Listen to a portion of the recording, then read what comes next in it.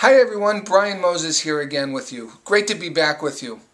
We've got an exciting topic today, managing clients' expectations.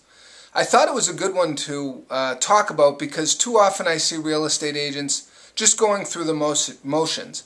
And I want you to think about your game plan, and you should be able to have a game plan for working with buyers and working with sellers. And we'll do more videos on each specific area. But today, for sake of brevity and time, I'm going to talk about working with buyers. Buyers can be a great resource. A lot of people don't like to work with them. They think they're very time consuming.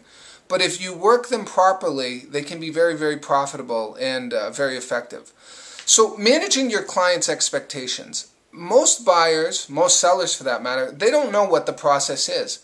So it's up to you to lay it out for them and let them know what to expect in the process. When you let them know what to expect in advance of it happening, it comes together much nicer.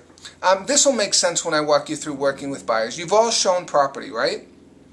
So what do? You meet the buyer at the office? You meet him at the first house? Do they drive with you? Do they not drive with you? Do you even give any thought to this? So years ago, I sat back and sketched out what the perfect scenario is in working with buyers, and I suggest you do the same. I did the same thing for sellers, but today I'll share with you some brief thoughts on working with buyers, showing property. More importantly, selling property.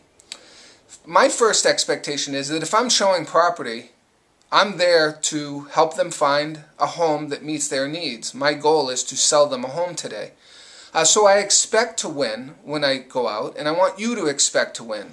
I see real estate agents all the time. Yeah, I'm showing property from 1 to 3, and then I've got to go home and do something else. And they don't even leave time to write the contract if in fact that can be the case, which is the goal, right? So when I meet a buyer for the first time and I'm going out showing them property, before we jump in the car and head on off, and I leave a few minutes of time beforehand so I can say, Mr. and Mrs. Buyer, what I'd like to do is go over our agenda today. How much time do you have? And usually they say, we have all the time in the world, Brian, which is perfect later, because then they can't say, oh, we got to go to the barbecue this afternoon when you're closing them to sell the house. So make sure that they have sufficient time available. It's not that we're going to take all day. So when they say, we have plenty of time, we have all day, great. We're not going to need all day, but it's good that you're free, because this is an important process. Today I've scheduled 6 homes for us to see, and what I'd like to do is have you follow me. And the reason I want you to follow me is so that after each home, you and your family can talk about it in private, without me being there.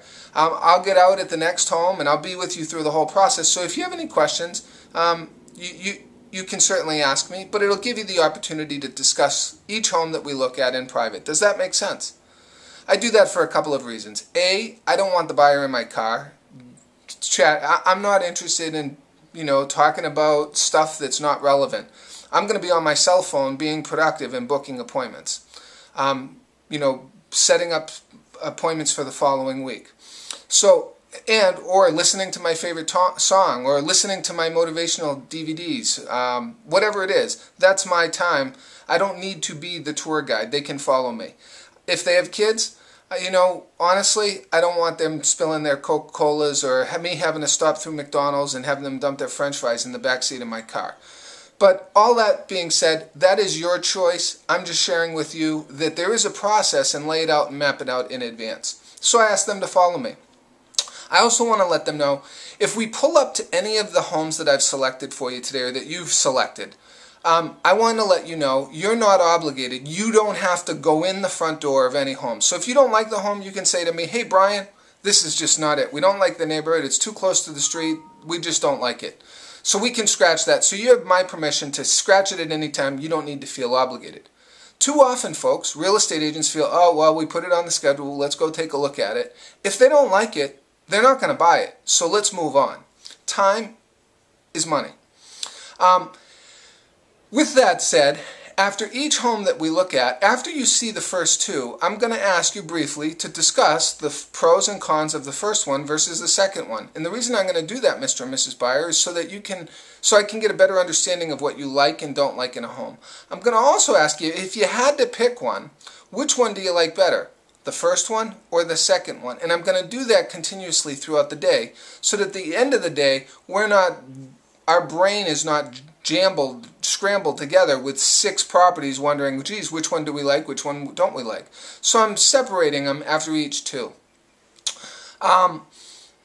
Also, if at any time we get to the house and you absolutely love it, you absolutely think it's the right house or it could be the right house, you have permission to say, hey Brian, we would like to go back to your office. We think this is it and we'd like to review the numbers with you.